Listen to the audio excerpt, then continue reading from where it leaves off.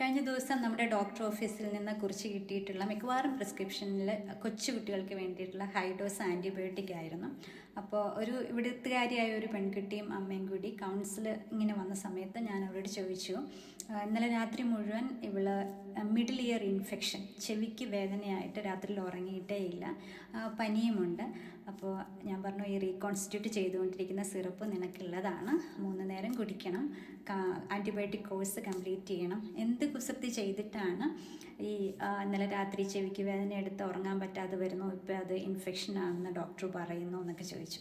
അപ്പോൾ എന്നോട് പറഞ്ഞു, അമ്മ തിരിച്ച് വീട്ടിൽ കയറാൻ ഒത്തിരി പ്രാവശ്യം പറഞ്ഞിട്ട് ഞാൻ കൂട്ടാക്കിയില്ല, ഞാൻ പുറത്ത് കൂട്ടുകാരുടെ കൂടെ സ്നോമാൻ ഉണ്ടാക്കി കളിക്കുകയായിരുന്നു എന്ന് പറഞ്ഞു. അപ്പോൾ കുട്ടിയോട് ഞാൻ പറഞ്ഞു, നമ്മൾ ശരീരമൊക്കെ നന്നായിട്ട് പ്രൊട്ടക്റ്റ് ചെയ്യും, അത് വലിയവരാണെങ്കിലും അങ്ങനെ തന്നെയാണ്. നമ്മൾ പലപ്പോഴും നമ്മളുടെ ചെവി നന്നായിട്ട് പ്രൊട്ടക്റ്റ് ചെയ്യാൻ നമ്മൾ മറന്നുപോകും. അപ്പോൾ എന്ത് ചെയ്യണമെന്ന് വെച്ചാൽ, അടുത്ത പ്രാവശ്യം സ്നോമാൻ ഉണ്ടാക്കി കളിക്കാൻ പോകുമ്പോൾ ഇയർ മഫ് വെച്ചിട്ട് പിന്നെ ഇങ്ങനെ ഒരു ഹാറ്റും കൂടി വെച്ചിട്ട് ചെവിയും തലയൊക്കെ നന്നായിട്ട് പ്രൊട്ടക്റ്റ് ചെയ്യണം. അല്ലെങ്കിൽ വൈറൽ ഫീവറിന് ശേഷം അത് നമ്മുടെ ചെവിയെ ബാധിച്ചിട്ട് അങ്ങനെ ഇൻഫെക്ഷൻ വരാനുള്ള സാധ്യത കൂടുതലുണ്ട്. നമുക്ക് പൊതുവേ തണുപ്പ് കാലത്ത് നമ്മുടെ ഇമ്മ്യൂണിറ്റി വളരെ കുറഞ്ഞിരിക്കുന്ന സമയമാണ്. അപ്പോൾ ഇതൊന്ന് ശ്രദ്ധിക്കണം എന്ന് പറഞ്ഞു. അവൾ സമ്മതിച്ചു. ഉടനെ തന്നെ അമ്മ പറഞ്ഞു, പുറത്തുനിന്ന് ആരെങ്കിലും പറഞ്ഞാൽ നമ്മുടെ പിള്ളേർ കേൾക്കും എന്ന് പറഞ്ഞു. അതെല്ലായിടത്തും അതുപോലെ തന്നെയാണല്ലോ.